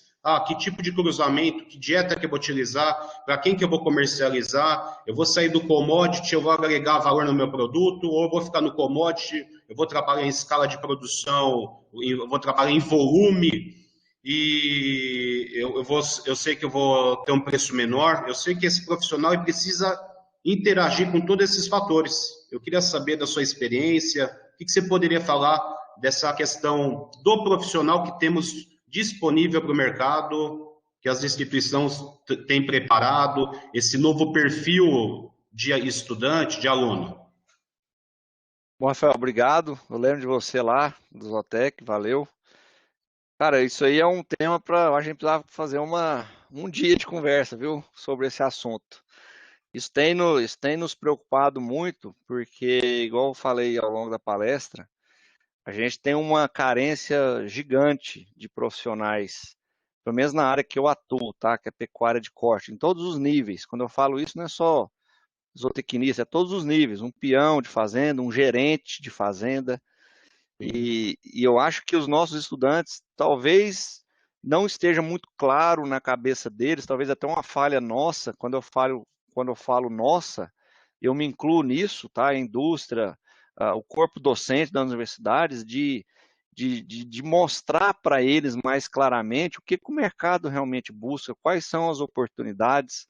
Às vezes eu vejo muito tempo e energia sendo perdidas em discussões políticas, igual eu estava vendo agora por causa do negócio do conselho, e a gente não vê tempo e energia gasta em coisa produtiva, entendeu? Sou veementemente contra o que tem sido proposto aí, mas assim, para mim, eu até falei isso com o Marinaldo, e eu aproveito aqui com o Ronaldo, eu sei que ele está muito bem inserido aí junto à BZ. Para mim, dentro do Zotec, deveria ter um fórum de discussão que envolva os diferentes stakeholders, ou seja, meio acadêmico, corpo docente, indústria, trazer a indústria para dentro do Zotec para discutir o que essa indústria busca. O professor Matheus Jombelli tem feito isso muito bem lá na UFLA, lá em Lavras. A cada 2 anos ele faz o Simpec, o grupo dele, e eles organizam que ele chama de feira de carreiras. Então, vários representantes da indústria vão lá explicar o que se busca de um profissional para trabalhar na empresa hoje, né? E eu acredito assim, cara, que não é muita coisa que a gente exige, é coisa básica, é comprometimento, é proatividade, é uma capacitação técnica mínima que se espera de um cara que fica 5 anos na universidade. Infelizmente, esse básico não está tendo nenhum básico. Porque se tiver um básico bem feito, o resto a gente ajuda a desenvolver. Mas o problema é que está faltando até o básico, sabe? Desenvolver networking para mim é fundamental. Não adianta nada, cara, eu formar, fazer mestrado, doutorado, sair sem conhecer ninguém. Eu preciso sair, eu preciso conhecer o mercado, eu preciso dar cara, eu preciso me mostrar. E os alunos não têm feito isso muito bem. Você vai no Zotec, a preocupação é ir em festa, tomar cachaça, o cara não chega para conversar com quem realmente atua na área. Não estou falando que é generalizado. Tem sim gente que tem buscado, que tem corrido atrás, e esses estão sendo disputados pelo mercado hoje.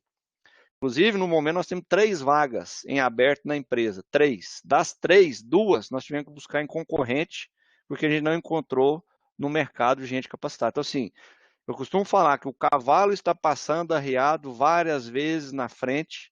Não é uma vez só, não. Ele passa uma, de novo ele passa de novo, e tem gente que não está conseguindo montar. Então, acho que a gente precisa aprofundar essa discussão. A indústria precisa ser mais proativa no processo, eu acho. Não só esperar que a universidade vá formar, temos que participar ativamente desse processo. E precisamos desenvolver iniciativas como a que nós estamos tentando fazer junto aí com a Federal da Bahia, com essas unidades residentes, que eu creio que vai ser uma iniciativa interessante para a gente poder atacar esse problema aí. Muito bom. Parabéns aí, Pedro. Muito bom. Valeu. Obrigado, Rafael. Agora o xará do Pedro, Pedro Maza. Por favor, você pode falar aí ao microfone, câmera, essas coisas. E depois, na sequência, vem o Daniel para ele se preparar aí. Bom dia. Parabéns, Pedro, pela apresentação. Em relação a coisas mais atuais, né, que a gente está vivendo hoje em relação à pandemia, e também com a guerra comercial entre a China e os Estados Unidos, como é que você vê a relação com o nosso mercado de carne de qualidade? Como ele poderá sofrer com essas intervenções aí, principalmente da guerra entre os Estados Unidos e a China, né, nosso principal comprador. Eu acho que o grande risco é o Brasil se posicionar, como a gente tem visto em algumas ações do governo aí, em favor dos Estados Unidos. Isso nos coloca numa situação de risco, tá? Eu acho que a situação não seria mais problemática, porque a China está passando por um déficit gigantesco na oferta de proteína animal. Só para vocês terem ideia, né, em função da peste suína africana, houve uma redução na produção de carnes, principalmente suína, na China, na ordem de 20 milhões de toneladas. 20 milhões de toneladas são 2 Brasis, para vocês terem ideia do tamanho que é esse problema. Então, por mais que eles consigam importar carne, ainda vai ter um déficit da ordem de 10 milhões de toneladas, então eles precisam desesperadamente de carne.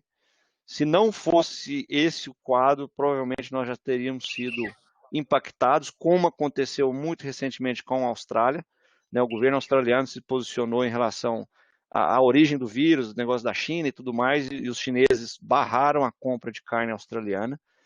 O Brasil isso ainda não aconteceu porque o Brasil ainda não se posicionou firmemente, mas a gente vê algumas ações do governo meio que pendendo para o lado dos Estados Unidos, isso pode respingar sim, mas eu diria que a probabilidade é pequena porque a China depende da gente. Caso contrário, a gente já teria sido impactado mais.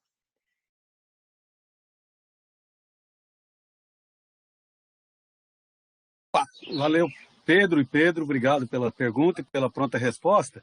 Eu quero só lembrar vocês, pessoal, que a gente tem um Instagram que a gente divulga toda semana as apresentações, a gente inclusive divulga outros grupos, outras iniciativas aí na área, é o Genro UFBA, @GenroUFBA.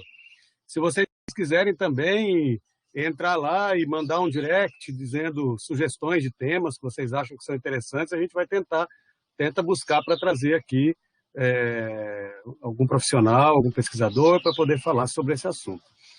Ô Pedro, o Daniel quer fazer uma pergunta para você, nosso próximo palestrante da sexta-feira que vem. Daniel, fica à vontade. Desculpa aí. Eu trabalho no lar, meu cara. Eu trabalho no lar, tá? Acontece. E aqui em casa é virada no giraia, então o negócio é difícil. Eu vi Pedro aí também teve uma visita, tive aqui também. Dia dos Pais, domingo, então tá tudo em casa. Então, bom dia a todos. Prazer em revê-lo, Pedro. Ele, quando vem aqui, quando a gente se encontra, né, conversa um pouco, então, muito bom.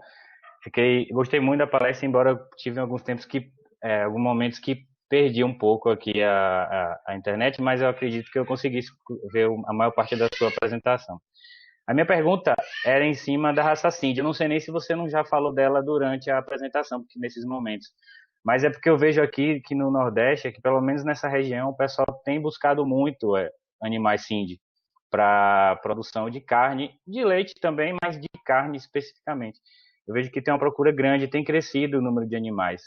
Aí eu queria que você falasse um pouco dessa raça, assim, se realmente ela tem algum potencial, se você sabe algo sobre ela, e se realmente vale a pena, né, o pessoal investir nela, né? Porque eles falam muito da rusticidade, né, de se adaptar bem ao clima, mas como você bem mostrou, isso não é tudo, né? Tem que ter também a preocupação com o mercado, se vai ter aceitabilidade, coisas desse tipo, mas para deixar claro se é realmente viável ou não. Muito obrigado. Desculpa só fazer a interrupção. Pessoal, agora durante a fala do Pedro, quem quiser ainda fazer alguma pergunta, coloque lá nas notas partilhadas, porque a partir da fala dele a gente encerra as inscrições para pergunta. Mesmo porque essa do Daniel é a última que aparece ali nas inscrições, tá? Então, se alguém ainda quiser fazer, aproveita a fala do Pedro Veiga agora, senão a gente vai encerrar a parte dos debates. Obrigado. Daniel, obrigado pela pergunta, prazer falar com você, né? Toda vez que a gente vai em Petrolina aí, a gente se encontra. Saudade aí do bodódromo, comer uma carninha de bode aí. Então, rapaz, uma vez nós, inclusive, fizemos uma pesquisa lá em Viçosa, em parceria com o professor Severino, lá da Federal, Severino Gonzaga, da Federal da Paraíba, com animais Sind, lá em Viçosa. E me surpreendeu, principalmente a questão da rusticidade, sabe? Eu costumo falar, inclusive nós temos um criador famoso de Sind aqui, o Castilho, ali em Novo Horizonte, em São Paulo, que tem liderado muito o programa de melhoramento genético e o trabalho com Sind aqui na região sudeste.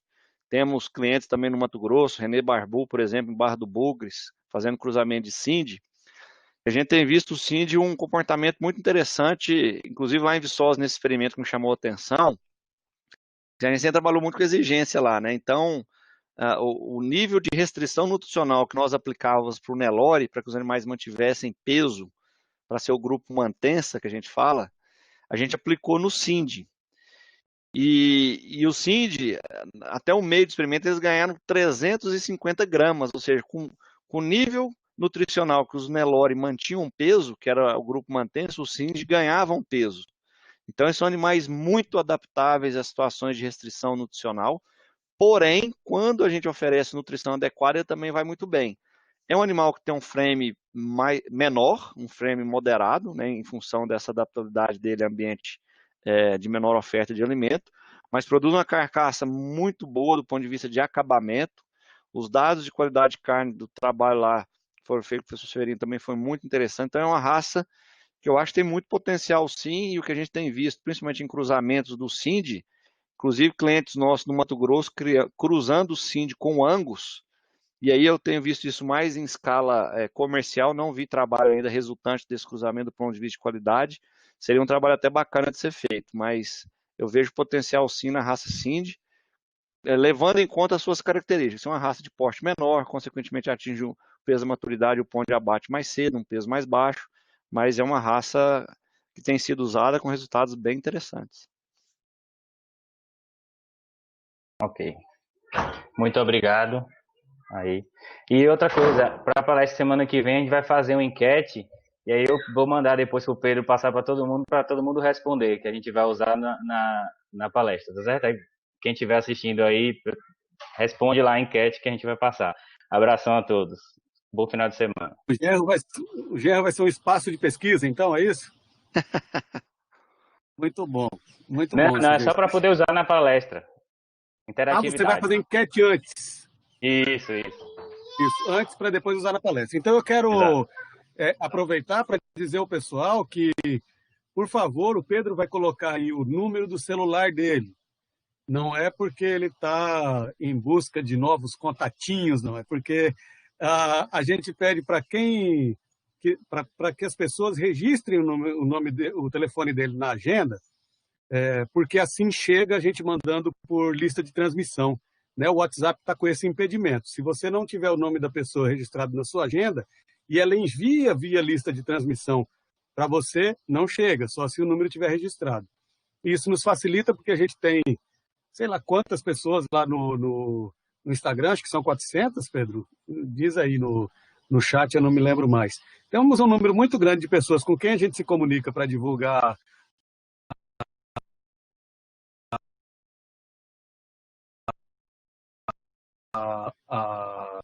as nossas. Então, a gente manda de uma vez só. E aí a gente vai mandar a enquete do professor Daniel também pela lista de transmissão, se for possível, se coordenar aí as plataformas de onde ele quer receber os dados, etc. Então, por favor, anotem aí. O telefone do Pedro Maza está em cima, 719912-38462, tá? São 637 pessoas nos seguindo lá no Instagram. O professor Robson, então, vai fazer a última pergunta desta manhã. Por favor, Robson, fique à vontade.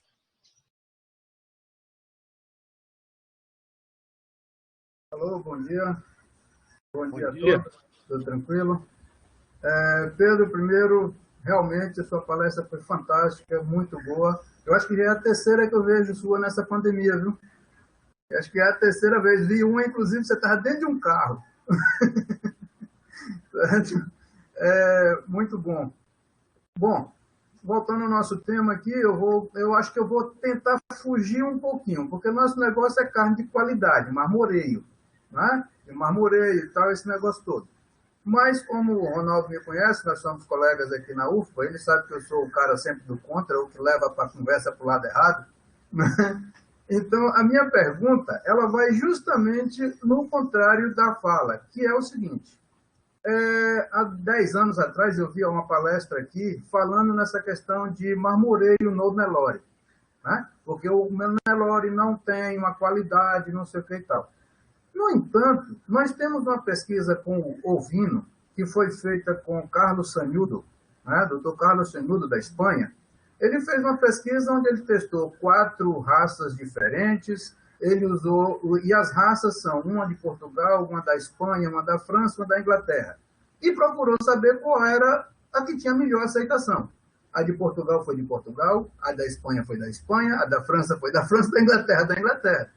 Ou seja, será que a gente querer mudar, fazer um animal mais com um marmoreio diferenciado e tal, nós não estamos fazendo um trabalho para um nicho específico de mercado e estamos deixando o nosso mercado de lado? Será que o nosso mercado está aceitando isso? E eu falo isso com base principalmente quando teve uma pesquisa, eu não me lembro de onde foi, mas com perguntas aqui no sertão a respeito do Dorper, né? E tem gente aqui no sertão que não aceita comer Dorper porque tem gordura demais, tá? Então, muito obrigado. Excelente a sua apresentação, hein? Obrigado. Obrigado, professor Robson. Realmente, aquele dia eu estava dentro do carro, o celular até caiu umas vezes, né? Então, assim, professor, eu acho que essas carnes de alto padrão, alto marmoreio, são nicho e continuarão sendo nicho por um bom período aqui no Brasil, certo? Tem gente que gosta, tem gente que não.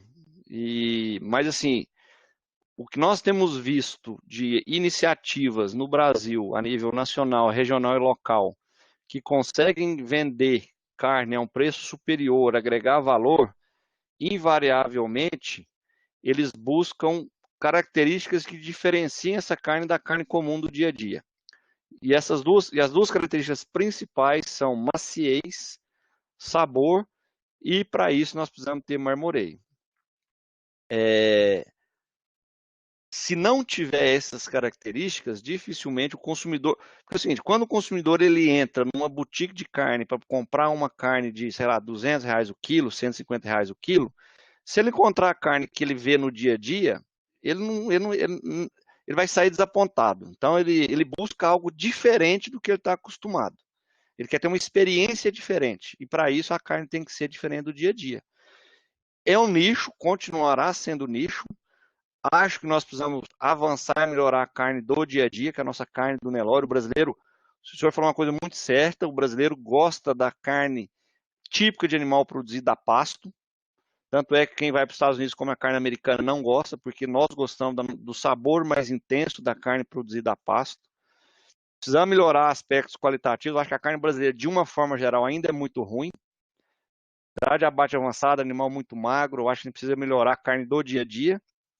E vai continuar tendo essas oportunidades de nicho.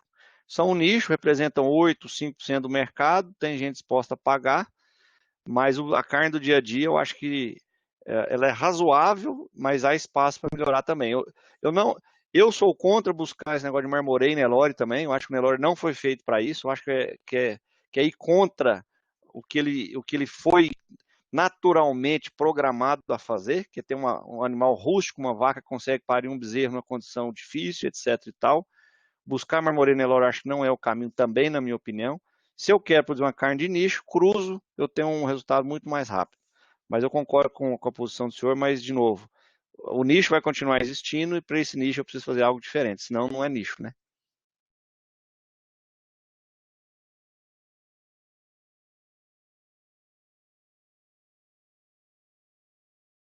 Ok, muito bem. Pedro, olha, muito obrigado. Agradecer demais mesmo de você ter disponibilizado seu tempo aqui. Estou na torcida pelo projeto aí com a UFBA, que seja aprovado lá pelo Ministério da Agricultura. Vai ser uma experiência muito legal para os nossos estudantes. Eu acho que essa iniciativa, a gente quer muito agradecer por você perceber a nossa universidade como sendo um espaço, uma parceira para a gente mandar esse projeto, né? E espero que dê muito certo. Espero que toda vez que você tiver vaga aí, nos avise. Quem sabe a gente tem algum egresso que possa montar nesse cavalo selado. Eu quero ressaltar o que você falou de network, né? A pessoa pode sair muito bem capacitada, mas, de repente, a coisa não está bem estabelecida, né? Às vezes, o colega do lado, aquele que colou chiclete no seu cabelo quando você tinha cabelo, pode ser a sua futura oportunidade lá adiante, né? Eu me lembro bem de uma primeira experiência profissional que eu tive, assim, uns 2, 3 anos depois de graduado, eu dava consultoria em uma fábrica de sal mineral, fui lá fazer uma visita técnica para a fábrica, encontrei, eles me apresentaram para um outro profissional, eu olhei assim e falei, rapaz, eu acho que eu te conheço. Claro, você tacou barro em mim no trote, e aí ficou aquela situação desconfortável, mas a gente lembrar que as relações elas não acabam durante a sua formação, e lembrar também que esse é um espaço de network, apesar de ser um pouquinho mais limitado do que um congresso presencial. Mas aqui do lado tem os nomes das pessoas, quem quiser saber quem é quem, clica ali, procura no Google, ou então se você vê alguém conhecido que acha que você pode ter alguma oportunidade, clica no nome ali, ó. Você pode bater um bate-papo, fazer um bate-papo privado com a pessoa, né, durante a apresentação aqui, etc. Aproveitem essas oportunidades. Agora elas estão mais limitadas ou mudadas um pouco para essa questão mais online e virtual, mas são oportunidades, né? A gente trazer uma figura como o Pedro, tão inserido na indústria, exatamente no tema que a gente está mais ligado, no caso do nosso grupo de pesquisa aqui, etc., é uma oportunidade da gente estabelecer essas relações, né? Novamente, eu estou falando isso principalmente para os nossos estudantes ou para quem couber. Lembrando que o link para quem perdeu e queira assistir as palestras está ali disponível. Semana que vem nós vamos ter o professor Daniel falando conosco. Se alguém esqueceu ainda de colocar o nome ali para receber o certificado, eles vão ser encaminhados 1 a 1 por e-mail pelo nosso grupo. Pedro, queria deixar a palavra contigo para suas palavras finais, se você quer falar alguma coisa. E, novamente, nossa gratidão. Ronaldo, eu que agradeço mais uma vez pelo convite, pela oportunidade, né? Nós que somos lá da nossa querida Viçosa, da mesma época, sempre bom manter o contato. Estou torcendo muito também para esse projeto estar certo. Quero ir aí pessoalmente, quando passar isso tudo, para conversar com os estudantes, mostrar as oportunidades do projeto.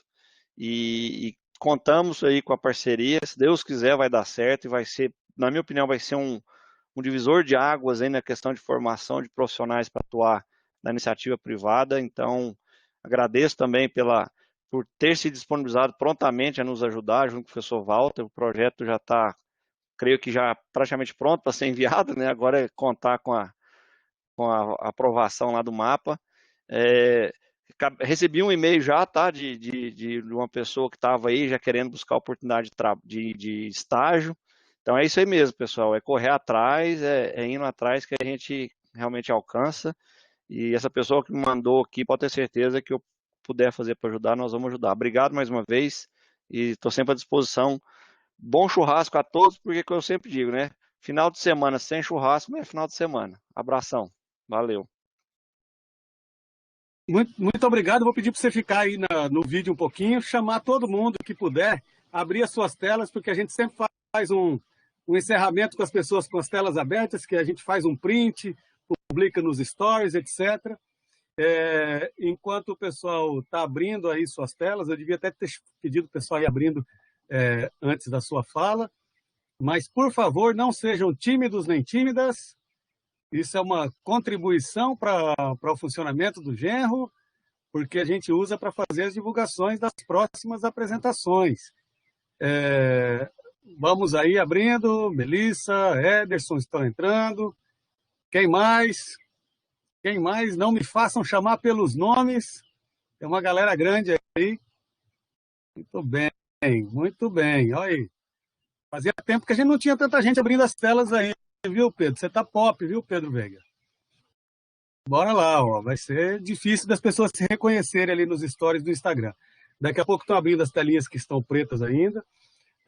Repetindo para vocês, aqui tem o link para quem quiser acessar as palestras anteriores. Ali tem o link do nosso Instagram e também ainda tem o formulário que daqui a pouquinho a gente vai fechar para poder pedir o certificado, tá? André, na próxima você entra. Pedrão, posso encerrar aí? Já fizeram os prints? Já está tudo ok? Para mim ainda tem câmera escura ainda. Se para você aparecer, se para o senhor aparecer, tira print aí. Não, para mim também. Tem 6 câmeras escuras aqui, ó.